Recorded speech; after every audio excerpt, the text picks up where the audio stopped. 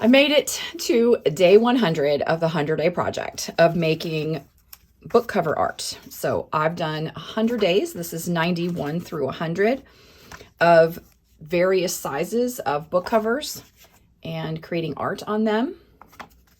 And yes, I finally reached 100. So what am I going to do with these? Well, most of them are going to be added into my online store, but I am going to be saving several of these to use. Some of them I have found they're my favorites, and they are book covers. So they're kind of like, just think of them as sort of like an art panel. Basically, instead of the art panel, it's a book cover. I think these would be really cool adhered to a sketchbook or a journal. You could put a hanger on it and hang it. You could frame it.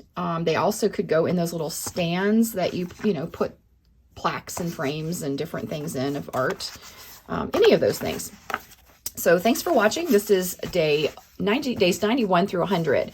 Yes, I've reached 100 days of the 100-day project. And if you've been following along, thanks for watching and encouraging me all along my journey.